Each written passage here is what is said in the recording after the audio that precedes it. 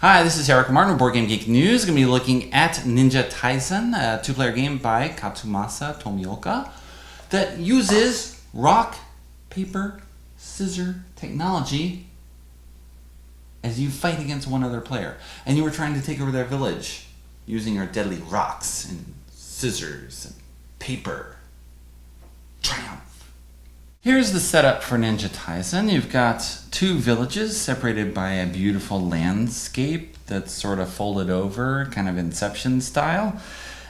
And you can't live peacefully, apparently. Even with all this distance between you, you want to wipe out the other person. It's such as the circle of life. All right.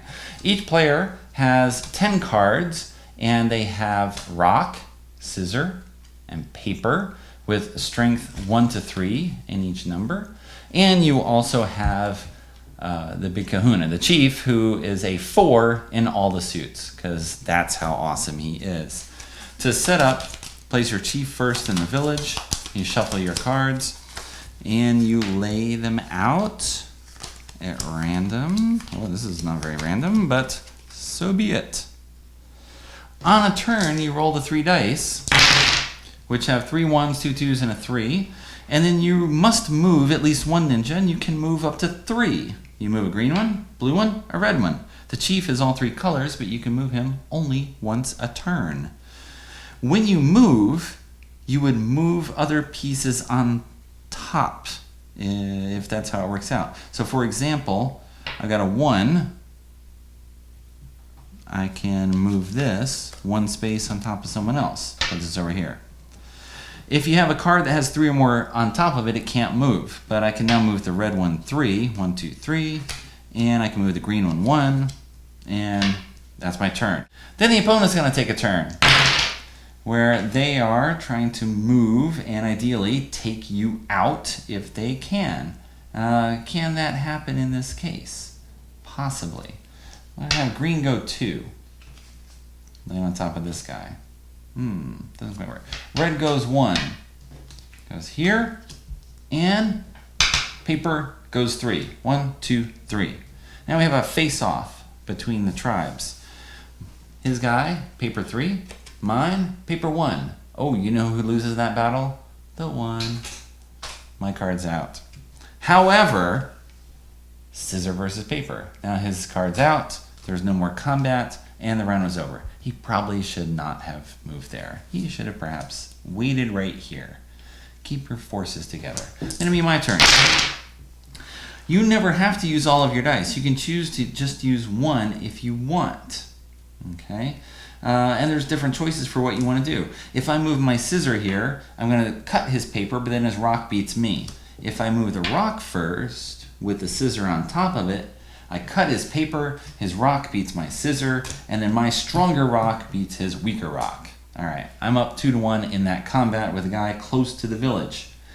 What you're trying to do in the game is get a guy in the village and have no opponents there, in which case you win, or eliminate everybody else. Because, of course, if you're the only guy in town, you own the town. So you are competing to move your forces back and forth. One tricky aspect, if you have equal forces fighting against one another, you got his rock 3 versus my rock 3, what happens then is they each take a step back, kind of to evaluate each other, hope to pick on someone else who they can rock. All right. When the boss comes out, he's actually a strength 4, and he fights against everybody in a column and continually beats them down because he gets to be the suit that he wants. However, that takes a toll on him. So if he faces off against this stack, against my scissor, boom, he's a magic 4 rock. So he beats my scissor. My strength 2 scissor, though, does some damage to him. So now he counts as a 2. He fights here. He's a 2 rock against my scissor. Still beats it. Loses 1. Now he's a 1. He's a scissor 1. And he beats this guy. My 2 damage done to him, and now he's finally killed. If he didn't die, if he just faced off against this guy, he's a 4 paper against my rock. He kills him. He goes down to paper 1, but at the end of the turn, he's a 4 again. So, super strong. You want to protect him and use him to wipe out lots of people. The problem is you keep moving down here, moving your forces. If I manage to get a 2 and then get a 3 and then you don't kill him somehow and the next turn I get in here, I win. Even with all these guys on the board, I skipped past everybody to safety. So you are trying to both keep people grouped together so that you don't just have single guys that get picked off one by one, but you're trying to cover all these spaces so you can ideally defend your village against people just skipping in merrily and taking it over. You left a deed behind, right? They're going to take it. That's what's going to happen. There's an overview of Ninja Taisen. It's a 2-player game, again, about 15-20 minutes. I played 4 times on a press copy from Japan brand, and it's got some interesting elements to it. Very tactical, as you might imagine. Of course, rock, paper, scissor with dice. It's all these things mixing together.